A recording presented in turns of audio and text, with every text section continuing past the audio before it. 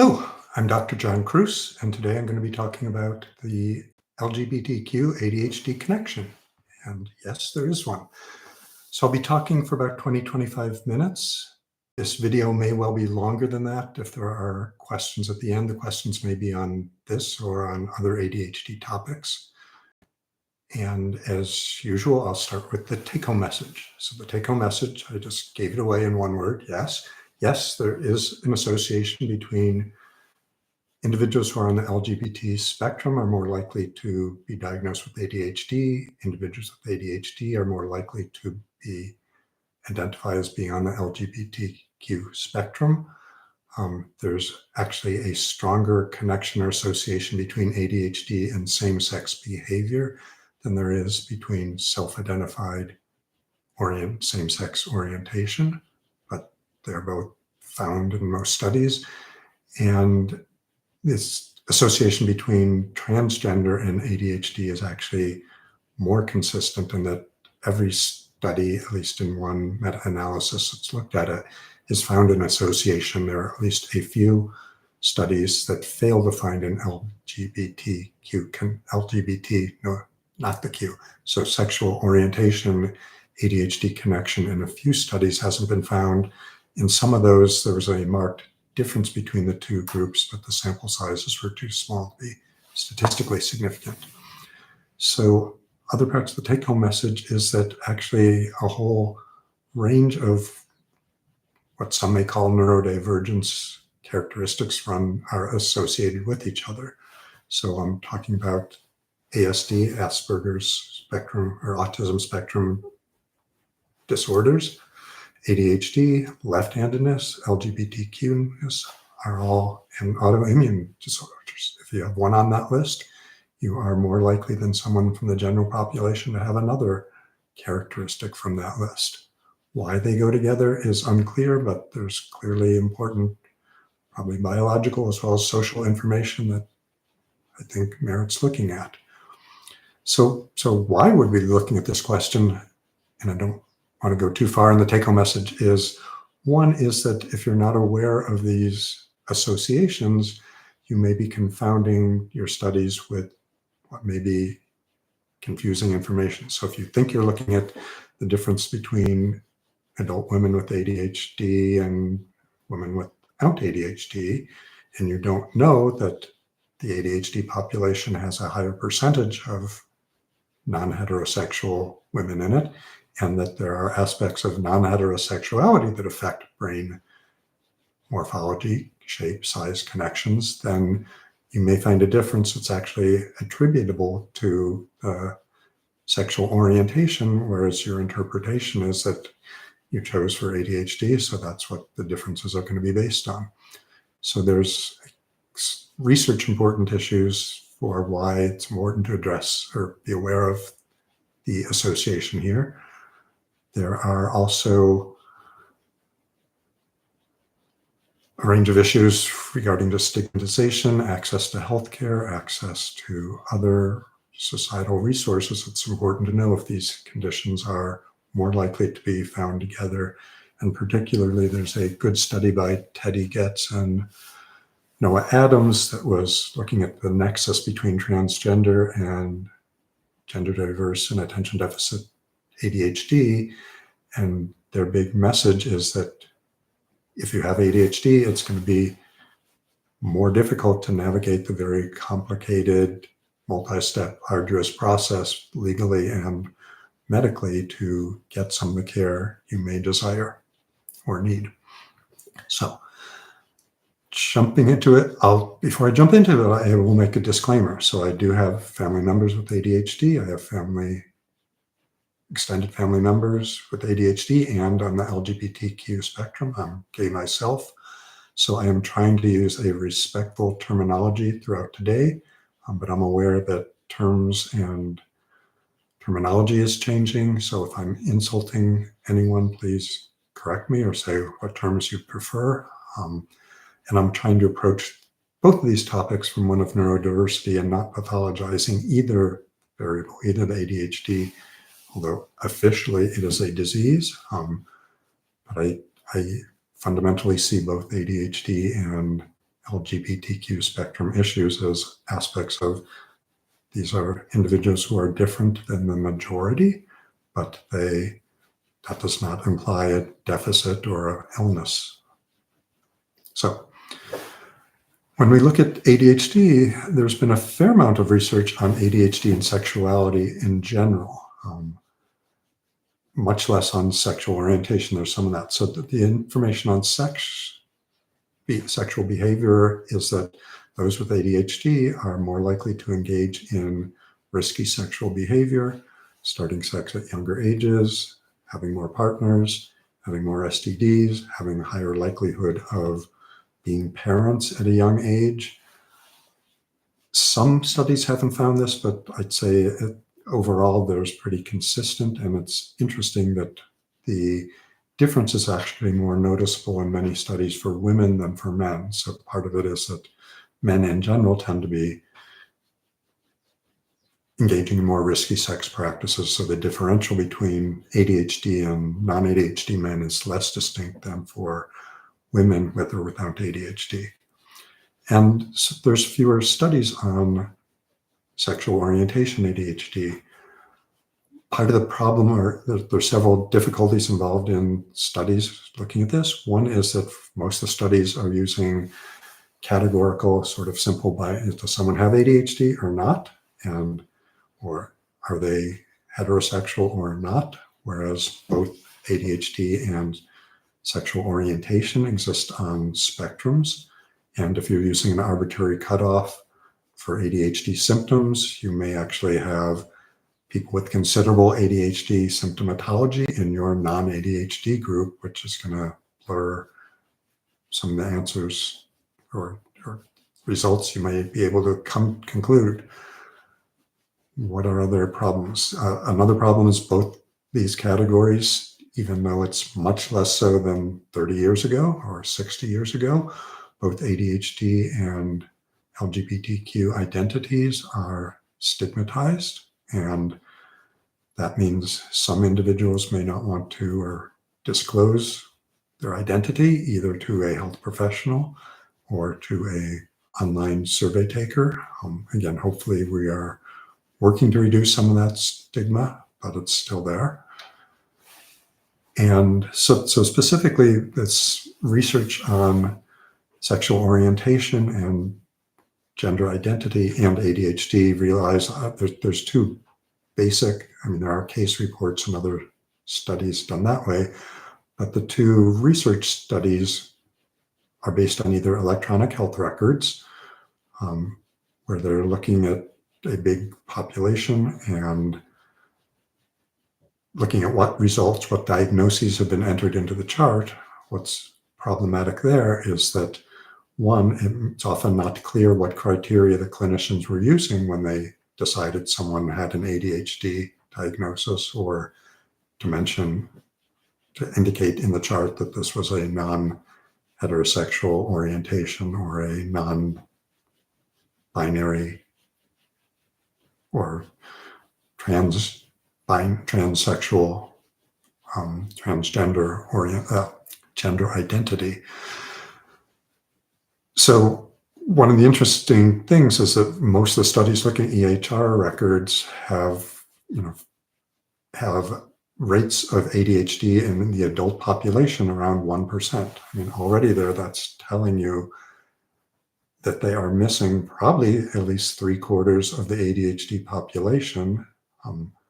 And reasons for that is the clinicians may simply be missing the diagnosis. They may be aware of the diagnosis, but reluctant to put it in the record, either because the person also has depression or something else that's being treated, or because they didn't want to include what they felt might be stigmatizing or other clinicians may interpret differently.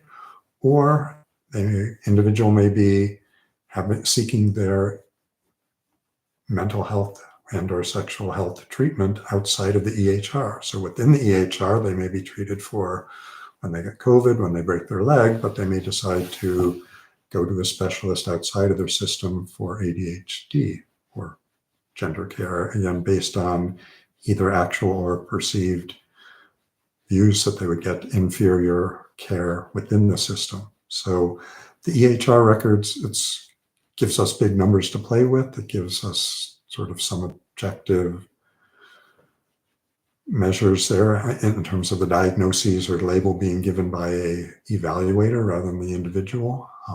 So the other type of studies look at online recruiting through social media and are more survey-based.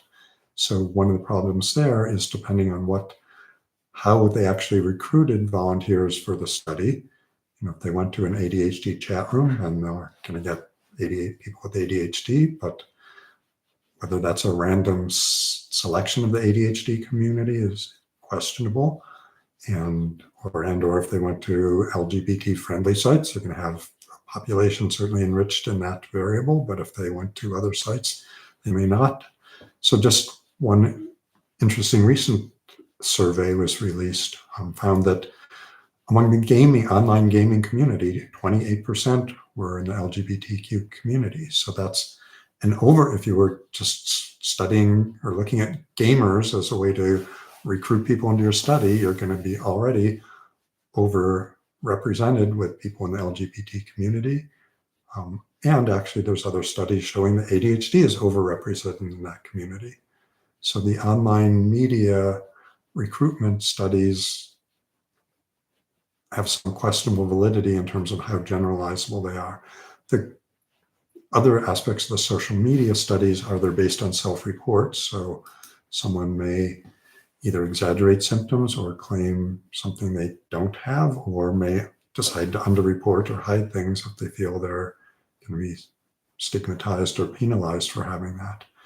The benefit, though, of some of the social media studies are that the researchers, depending on the study design, can actually test more clearly. So they can administer questionnaires to more precisely see, or at least meet, certain criteria for having ADHD or sexual orientation. So what do some of the studies show? And I'm going to pick on two of the more recent. These are both online surveys, one done by Hertz and her colleagues in Germany. And what they found was, among those with ADHD, people with ADHD were twice as likely as those without ADHD to report having same-sex experiences. So in women, that was 57% of women with ADHD reported having same-sex experiences versus only 33, a third of the non-ADHD women reported that. So that's about double the rate. In men, both groups with ADHD and without reported less likelihood of engaging in same-sex responses. And the difference there was a fivefold difference. So men with ADHD, a quarter of them acknowledged having same-sex sexual experiences, where only 5% of the non-ADHD men acknowledged that.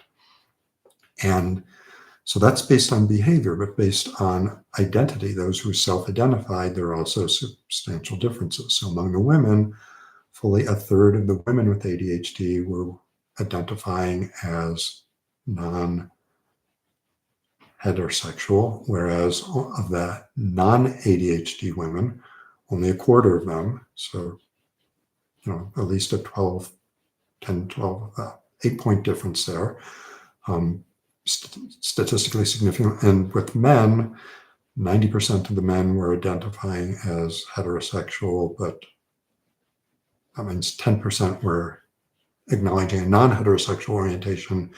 And among the ADHD population, it was twice as high, 20% were. So that's a study in Germany. The results were fairly similar. They didn't go into same-sex experiences, just same-sex self-identity. So Young and her colleagues published a 2023 study looking at, I believe it was largely a British population. And there they found among women, again, similar rates. Non-ADHD women, about a quarter, 25%, reported non-heterosexual sexual orientation, whereas fully 41% of women with ADHD reported non-heterosexual orientation. And among Men, again, lower rates overall, but 20% in their study were identifying 20% of the non-ADHD males acknowledged a non-heterosexual orientation, whereas fully a third, 33% of the ADHD males were acknowledging as such. So again, there have been some exceptions. There have been some studies with differences that didn't meet statistical significance, but the data is a consensus that there are, among those with ADHD, you have higher rates of people who identify as LGBTQ. And if you look at the LGBT population, more of them are embracing or acknowledging an ADHD diagnosis than the heteronormative sexual world. And the trans data is both smaller and briefer, and smaller number of studies, smaller people in most of the studies. There, though, every single study, at least that was summarized in an article by Getz and Adams, every study found higher rates of ADHD among the transsexual population compared to non-trans, transgender population, and looked at if you're looking at it from the other angle, higher rates of, among those with ADHD, higher rates identifying as trans. And some of the EHR record studies, again, the problems with diagnoses I mentioned earlier, but fairly consistency, the rates of having ADHD were 5 to 10 times higher among the trans population than among the non-trans cisgender populations. So the association is there. What does it mean? Or one is, why would we compare, or why would we concern about it at all? Why is this relevant? Why would we be poking into people's sexual lives? I mean, one answer I alluded to in the take-home message is that this introduces significant confounding problems in some of the research. So if a substantially higher percentage of your individuals with ADHD are LGBT or Q, and we know that there are other studies have found some differences in brain symmetry, some to overly simplify, some samples of lesbian, same-sex attracted women have brains that look more male than compared to the non-lesbian population. Well, again, if you think you're doing a study on women with ADHD and you're not aware that you may have a disproportionate number of lesbians in your population, then you may attribute any differences you find purely to the ADHD when some of them may be attributable to other factors like this. So in terms of minimizing confounds in research, this is important to be aware that, again, several of these neurotypical conditions run together. Secondly, I think it's, even though much of the research has focused in sort of a pathologizing way as to what's wrong with ADHD brains, that they're different than the general population, what's wrong with LGBTQ trans brains, that they're different than the normal population. I think the more basic question to be looking at is, we still don't know what in our brains leads us to identify our gender. We don't know what in our brains leads us to be attracted to certain sexual partners or not. So both questions of gender, sexual orientation, and the origins of ADHD or non-ADHD type style of thinking. We don't know any of these things, but looking at them more closely, again, from a why do we have any orientation? Why does any, what's in a hetero brain that makes a man choose a woman or a woman choose a man? All of those, I think, are interesting biological and brain functional questions that, again, if we're aware of associations, they shed some potential light on looking at those questions. Third angle is that we know from a variety of data that there are increasing rates, at least of identification and diagnoses, both of ADHD and LGBTQ identities. And is this because society is just becoming more tolerant and more people are free to express who they really are? Or is it a sign that there's some environmental toxins or changes in our environment, particularly plastics, which may be feminizing or estrogenizing certain parts of the brain, although again, whether estrogen is, even though it's a female hormone, it is responsible for the masculinization of the brain. So we have to be careful how we are using gendered terms with sexual steroids, sexual hormones. So getting the topic of whether tolerance is an issue, some of the studies looked at the concept of minority stress, and I'm going to use the term minoritized stress. The difference there is that if you're a member of the minority group, that is implying that the majority group has deemed you different, defective, weird, but it's not. It's giving you a label and an identity without acknowledging that that label is coming from the major group in power, whereas more minoritized emphasizes that this is a power dynamic and usually a judgmental separation between us and them.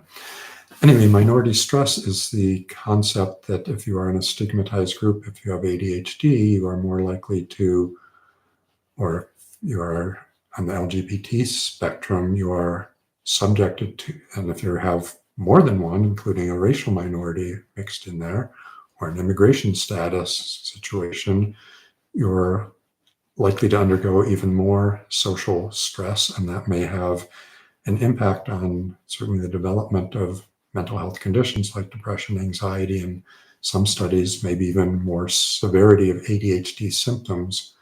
So again, being aware of association between stigmatized, minoritized identities is important.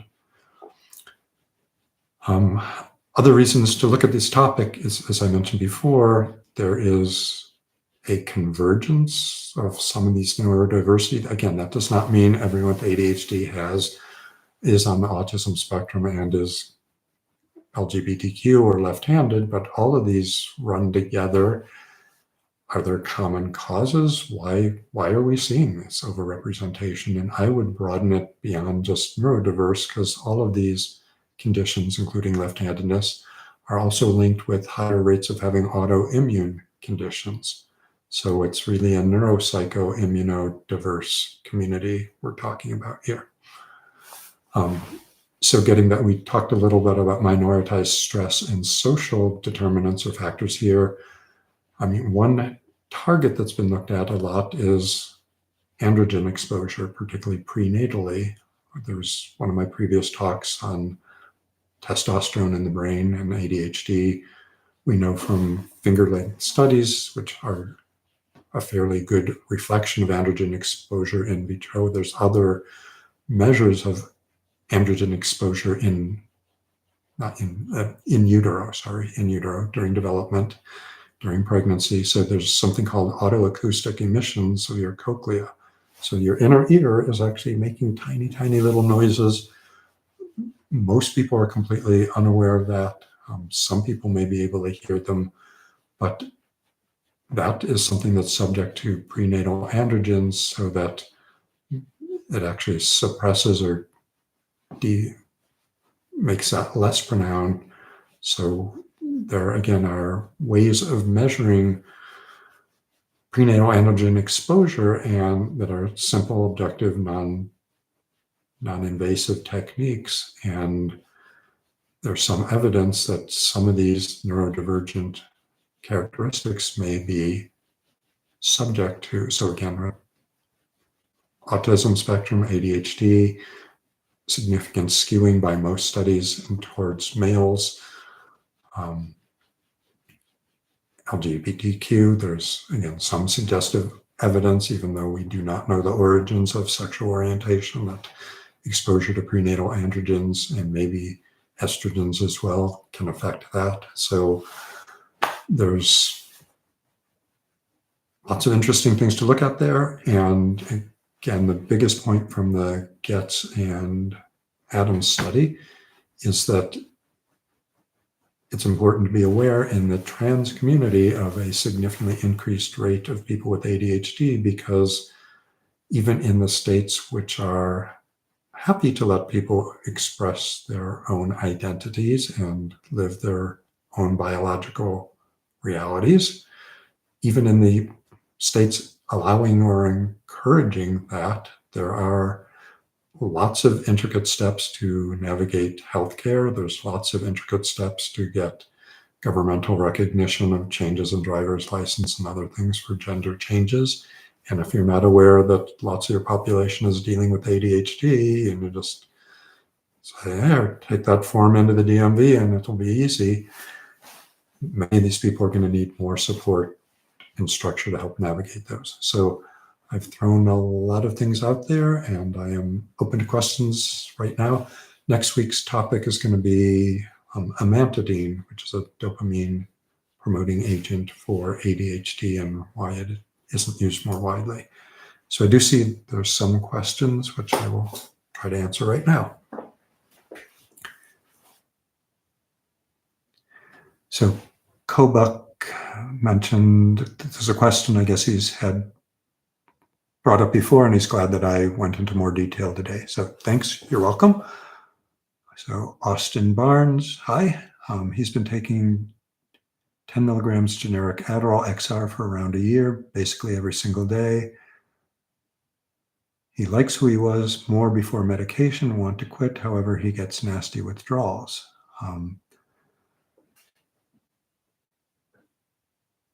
So one thing, and this, I mean, I would say the patient is fundamentally the person who gets the biggest decision in what should be going into their bodies or not. I would say, given that those with ADHD can often miss how much their symptoms are both affecting themselves and those around them, I'd say it's worth at least checking in with partners, children, family members, friends, coworkers, if you're comfortable doing that, to see if they see things being worse in the last year when you're on the medication, because there may be important information to be picked up that you're not seeing as directly.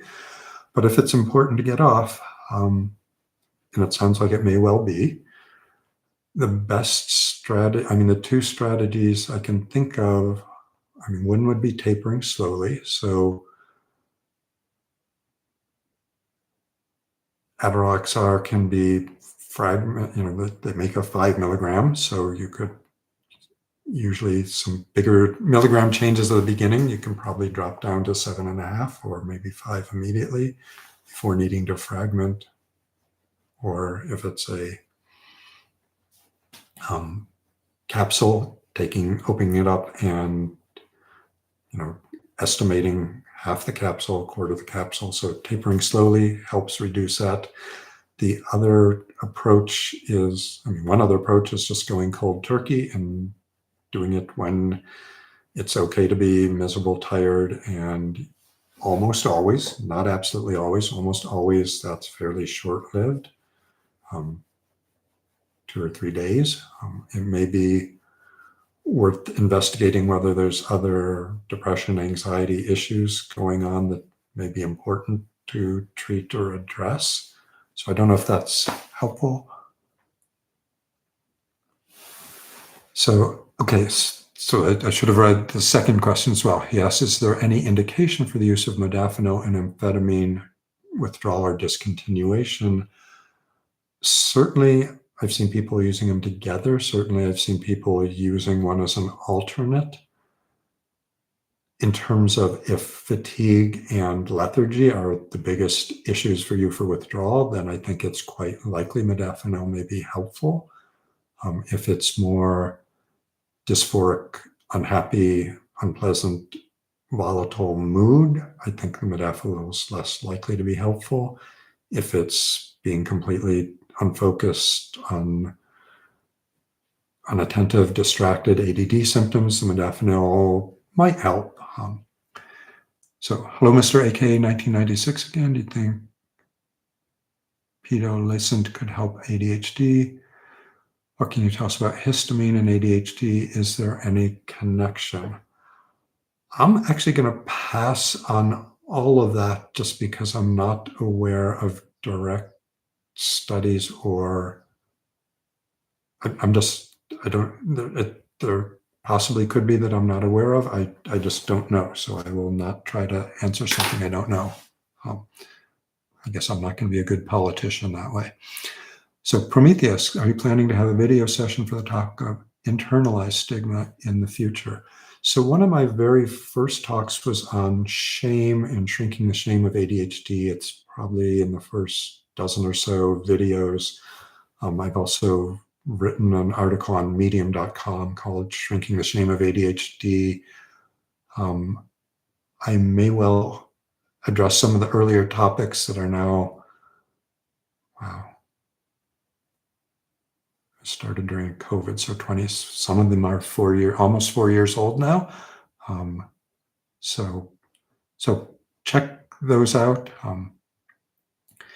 So Prometheus also asks, is it safe to stop guanfacine cold turkey from 2 milligrams? So the guanfacine is originally an antihypertensive, works the same way on the alpha adrenergic system that clonidine, which is not to be confused with Klonopin, which is a benzodiazepine, but clonidine.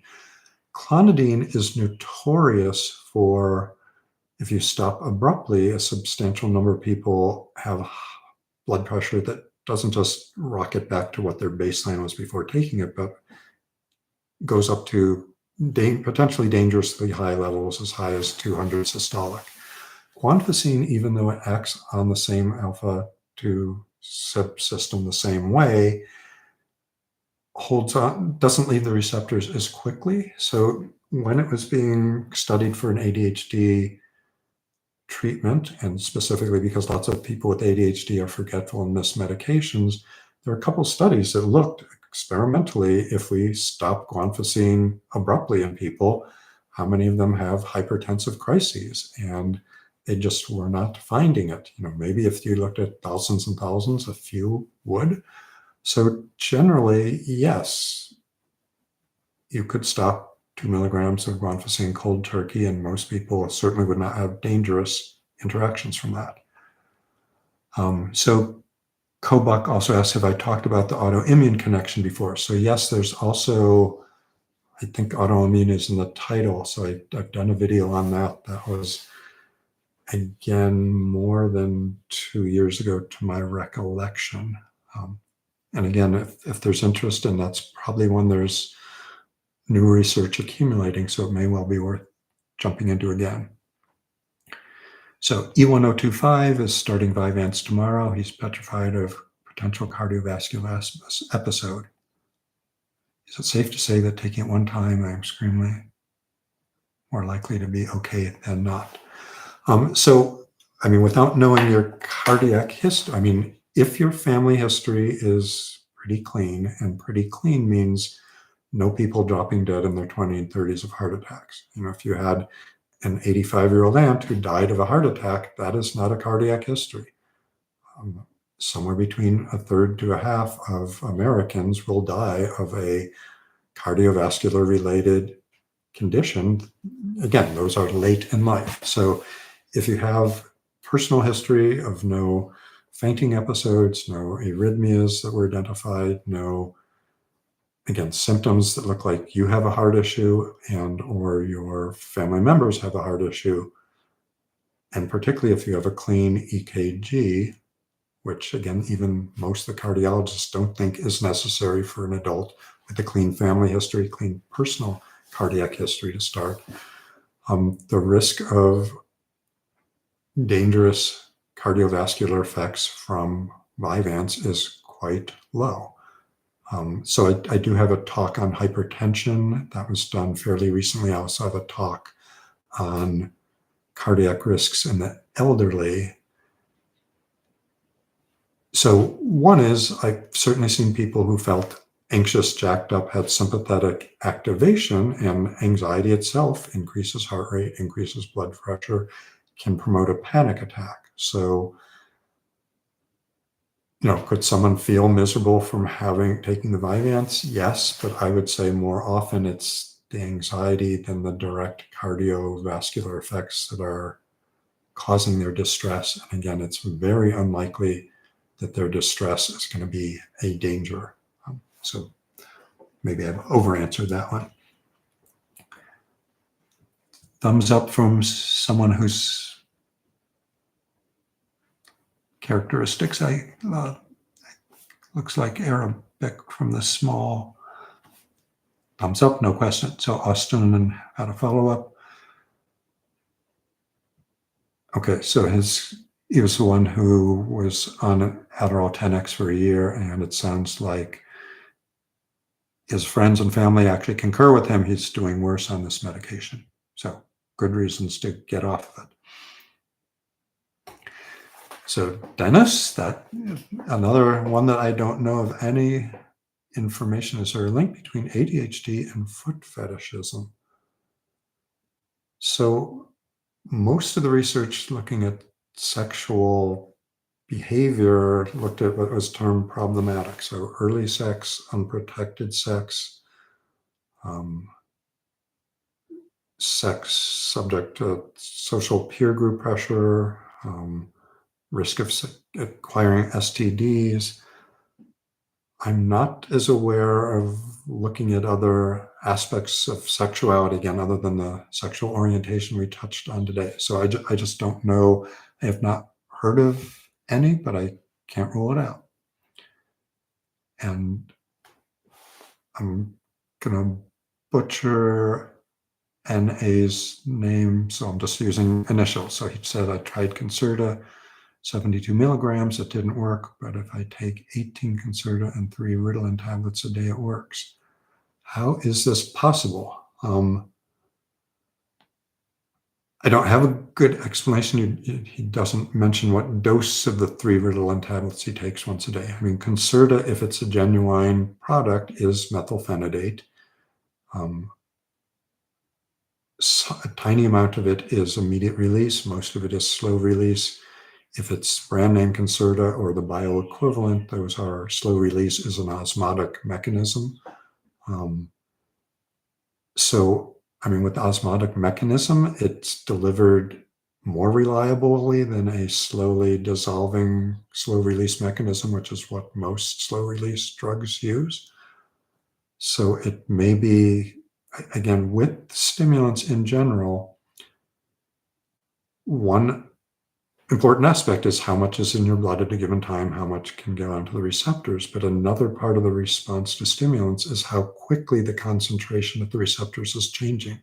So it could be that a more gradual slow release mechanism for your receptors is not changing quickly enough for them to register or respond. That's sort of an incomplete hand-waving explanation. But again, 72 milligrams of Concerta, or should one would expect, would have some effect, particularly if 18 of Concerta and 30 of immediate release methylphenidate is having an effect. So again, it may be partly the rate of change of concentration at the receptors is an important variable, not just how much is absolutely there. So thanks for all your questions and attention. I'm not seeing too much more, so I will encourage you to be healthy and happy and safe. And I will be back next week talking about amantadine and ADHD. That's all, and can't find there it is, sorry, end stream.